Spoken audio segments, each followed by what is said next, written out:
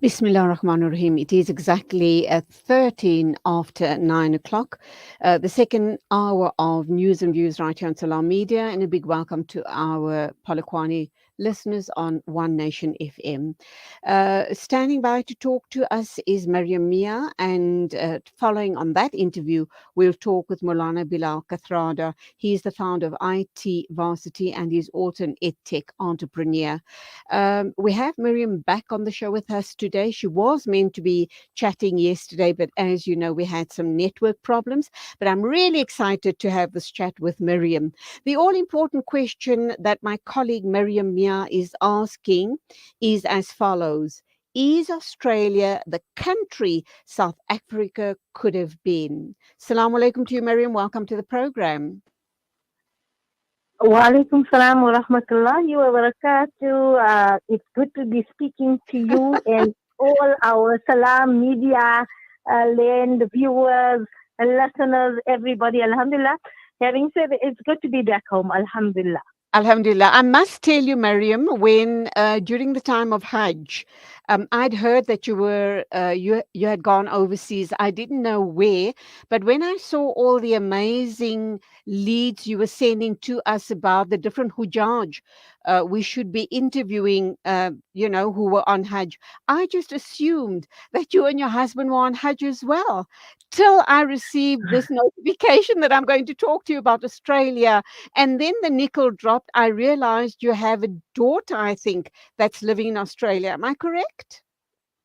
That's correct. Alhamdulillah, they relocated last year to Melbourne. They took up teaching positions at the Islamic School, Asirat Islamic College, and that is in Epping in Melbourne. And I guess the journalist in me, when we were traveling, we traveled along with a plane full of Hujjaj up until the Middle East. So Alhamdulillah, I then connected with the Hujjaj. Obviously, we all Ah, want Hujjaj's du'as, and then so right. connected with him, and then also spirituality and business is well mixed.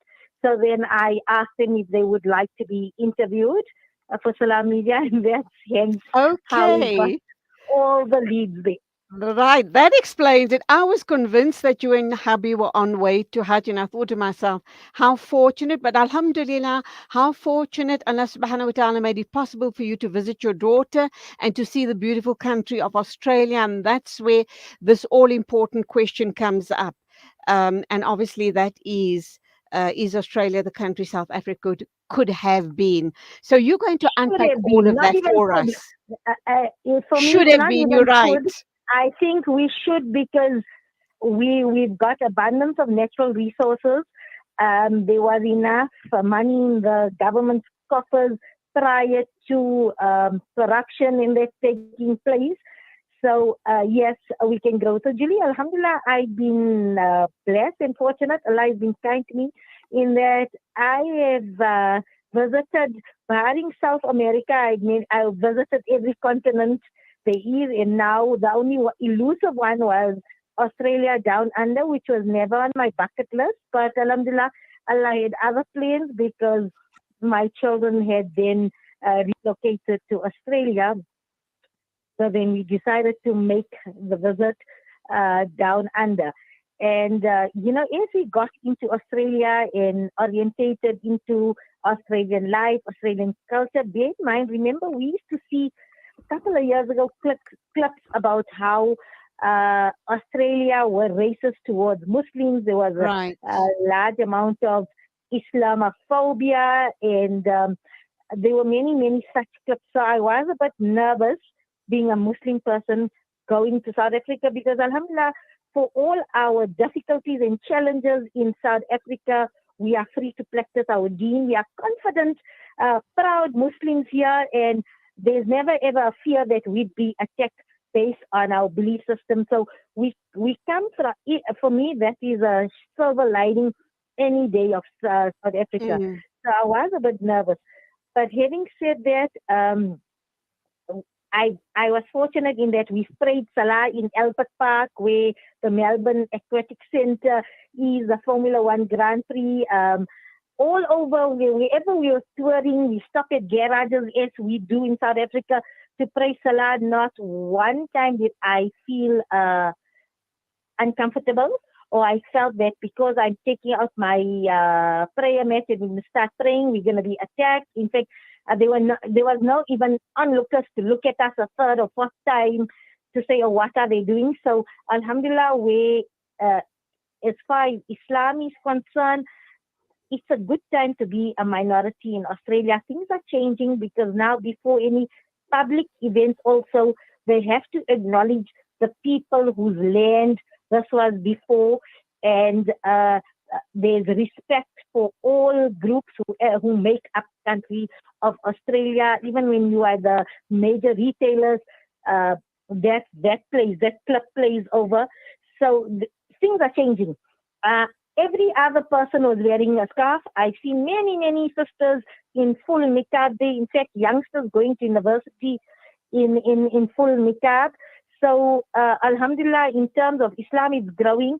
My husband was very happy because the mosque was just walking distance like I do here in Greenside. He met new Alhamdulillah. Musalis. So just let me give you a small statistic. Yes, Sirat College has 1,000 Muslim students of all descents. So you have Turkish Muslims, Philippine Muslims, Malaysian Muslims, Muslims from Indo-Pak, Muslims from the Far East in Asia, Muslims from South Africa, Muslims from Somalia. So a global Muslim representation at the Islamic schools. There are 25 Islamic schools around Melbourne, in and around Melbourne. There are about 125 masjids, Jamaat Khanas or musallas around, all around there. So Alhamdulillah, Islam is growing. When my husband was there, the masjid, there was a Jamaat from Qatar was there. They go for the weekly gush. There's lovely Hifz programs taking place. There's a markaz down in Falcon. So Alhamdulillah, green-wise, it's growing. It's a good place. And it's not like masjids are far and few. Wonderful. And of course, it's when you look at the cities, when you Google Australia and all the cities in and around Australia, you can see what a rapidly growing country it is. Their infrastructure is of a first world quality, if not better. And I'm talking from pictures, and I'm also talking from my neighbors. Have a second home in Australia. They have a thriving business in Australia. They are located in Perth, and they're up and down between South Africa and Perth. And the stories we get from them is absolutely amazing. And also, what you touched on, the original people of the land, the Australians, the Aborigines. We understand that they are now being totally and fully recognized and being given all the rights and all the respect. Even when there are events taking place, they are acknowledged. Their land is acknowledged. Everything about them is acknowledged and respected. That's a huge step from maybe 20 years ago, 50 years ago. Yes, so they not only they being acknowledged, there were exhibitions in and around Melbourne about their culture, the art exhibition, their lifestyle. So they're not only acknowledged, it's a revival. So we say there's a renaissance of them. So it is a revival, and also that type of culture is now being integrated. My daughter Shireen has had to learn Aboriginal history because they've changed now the history and the syllabus to include the history and actually give a better account in terms of how, as the let's say the Imperial UK, Great Britain did around, including South Africa, into all the so-called Commonwealth states that came and robbed the people and annexed and hijacked the land. So Australia's history is similar to that. But Julie, why I made that statement that what South Africa should be. So I had realized, only when we were in Melbourne, I realized because of safety and security concerns, our children did not get the benefit of walking in Johannesburg city center as me and you used to walk growing up from Yep. Ferreira Town in the center of town. That was Yes. our hood. So we walked Right. every time to OK's, to Love Day Mm, Street, to the Carlton Center. I mean, we remember all the stores around there. I'm sure when you heard the Bree Street exploded, you know exactly where it was. The Peril Streets, streets that mm, run perpendicular to this because that was our town, was our neighborhood.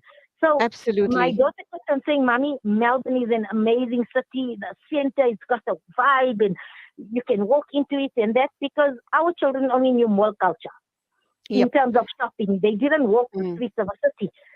So she took me and I stood there in one of the streets, famous street, Bourke Street, and it was lined with these trams and there were these big stores or those huge windows with window display. And I stood there alongside hubby and we both had the same thought.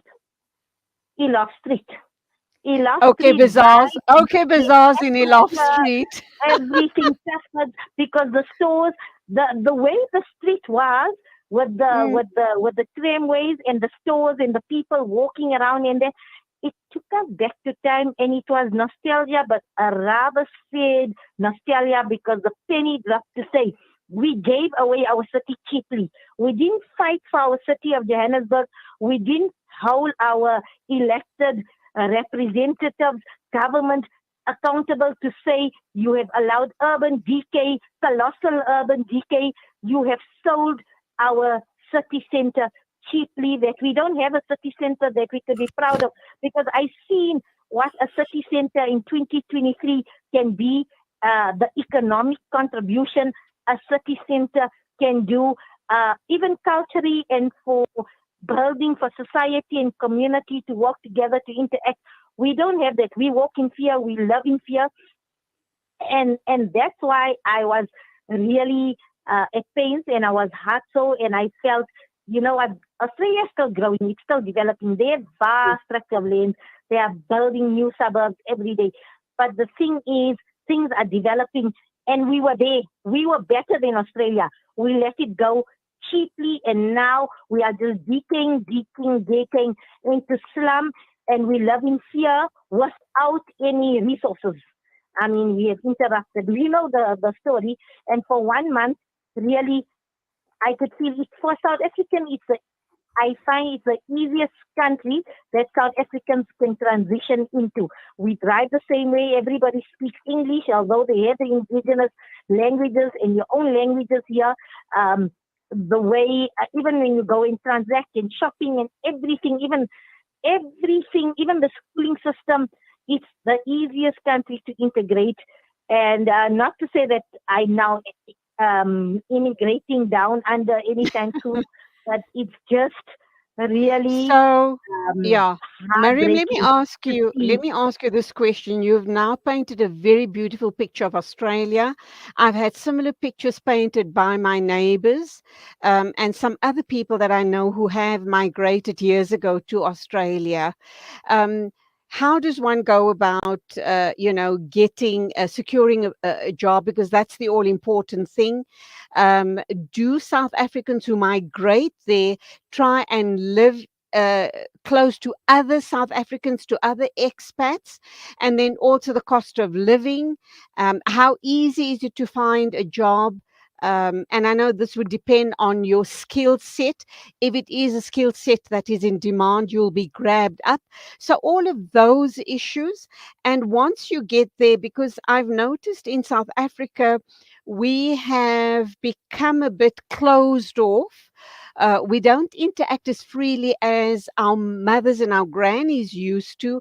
We now have that system and situation in place. Is if I want to visit Mariam Mia, I have to make an appointment first, and there's a number of reasons for that. You may be living too far out. You're a working mother yourself. You may have other social engagements, so we don't want to waste my time, my petrol, etc., to get there, only to find that you're either not home or you're busy with something else. So let's look at all of those social dynamics, and also let's look at the opportunities and how one then would integrate into Australian culture. So firstly, Julie, I'm not an advocate for people mass migration leaving here. We need skills here. It's up to us to fight for our beloved country and make sure Absolutely. we get it to work and get all our leaders accountable to stop politicking and scoring political points. And let's focus on sorting out our country to make it a prosperous nation that we all can be proud of. So number one, but Australia has a minimum wage of $23 an hour. Currently, the range to the Australian dollar is 13 to 1. So you earn about 300 Rand an hour. That's a minimum wage. So across every job category. So they're very, very well paid, even at entry level jobs. So it doesn't really matter. So there's no job superiority or that. So whatever you do, whether you're starting at the entry level, that is the minimum wage. Whether you're a domestic cleaner in a home, or you sweeping the streets, or you are more security guard, or whatever it is minimum wage of $23 per hour. And as you become more skilled, yes, the pay increases. The comparative ratio of what things cost to what people earn is really good. So people have a lot more disposable income, but obviously their creature comforts are higher than what we would have for the general South African population. The other reality is there are more jobs that is required than what they have people to do those jobs. So there are plenty job vacancies. So they always needing labor, especially skilled labor. There's also a shortage of teachers and other professionals. So they're always looking. So hence, it's a bit easier if you have a qualification or companies is sponsoring your. So there is 2-year temporary short skill visa. That is most of the companies will apply on your behalf for that skill visa to come around. So it's mostly a 2-year contract and then renewable, and then you could then apply for permanent residence. So that is the process. So it's look, any admin work is difficult. It takes time. You need medical. You need lots of forms to be filled in, the police clearance, etc. But everything works. There's a system. You provide the information, and then so it will happen. It's not like you're And waiting okay, and somebody's Mariam, not I'm sorry. available. I'll have to rush you now because my next guest is standing by. I was actually only expecting him at 9:35, but I guess he's on standby already. Let me just ask you very quickly about property availability of property and property prices. How does that look? So, Julie, as I said, Australia now has a vast tract of land. So, Epping is a relatively new suburb of 10 years old. Manda has just developed now, that's out of. But as I was driving around, there are new developments for new suburbs. So they are actually, so now property, look, in any in the world over, closest to the city and in the city, property prices are high. As you move out to the suburbs, things become more affordable. And that, so houses cost, entry-level houses start, so it's not as cheap as South Africa, but for what they earn in that, it's relative. So around 700, between 600,000 is an entry-level, 600,000 Australian dollars. That is what it costs to purchase a home. Their rentals work in a 2-week, fortnight cycle. So it starts from about, depending on what you're renting, in the suburbs, around about between 400 to 600 Australian dollars per fortnight for a good house. And the house comes semi-furnished. And so in terms of that, so I think the index in terms of what you earn, people are living a good, comfortable life, and they're able to save. Just one more thing also, Australia has now Islamophobia register in Australia. Wow. Where if you have any incidents or Islamophobic incidents can be put in the register, but not only a register, along with this, there is an education that goes around in schools to educate learners regarding the concept of Islamophobia as well. So things are definitely changing in that regard as well. Lastly, and very quickly, Mariam, the one thing that truly stood out for you and for you was the highlight of your trip to Australia. I'm trying to put it down from seeing those koala bears in a natural habitat, the kangaroos, to meeting South Africans. But I'll tell you what was my highlight. Before we left, my husband was intent to keep the Kurbani spirit alive world over. And he tasked my son-in-law and few of his friends to go and look because there are plenty small holdings and there are more. I mean, the sheep are beautiful there. So eventually we managed to get somebody who was going to cut for us. And that only slicing is a bit of a problem, as I've explained, labor is difficult. So Mm. fortunately, my husband coming from a family of butcher, and my son-in-law, Mark, coming from a family of butchers, knew how to slice meat.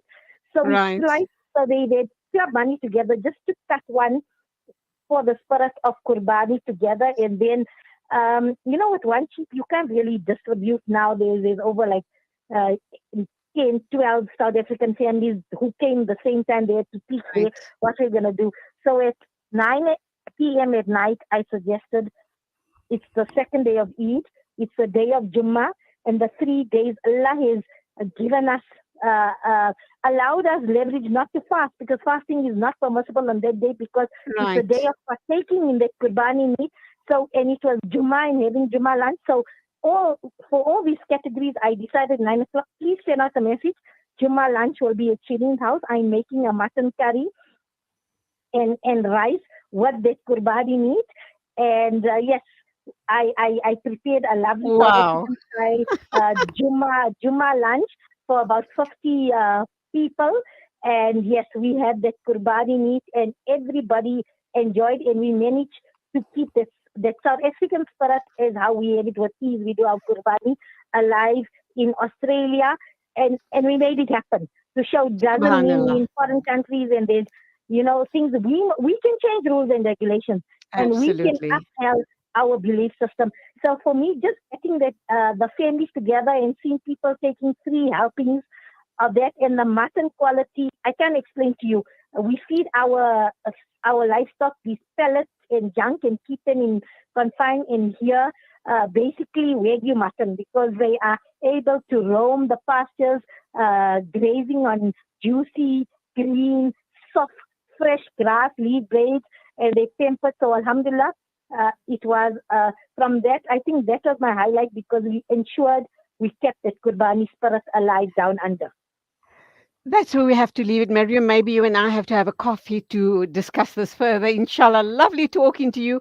Go well and salaam alaikum to you. Wa alaikum salam, Sister Julie. That was Mariam Mia, my colleague here at Salaamedia, talking about Australia, the country South Africa should have been. Standing by to talk with us is Maulana Bilal Kathrada. He's the founder of IT Varsity and he's also an EdTech entrepreneur. So please do stay with us. I think this is going to be a very interesting masterclass. 9:36 news and views right here on Salaamedia. We're going for an ad break and then we'll be joined by our next guest.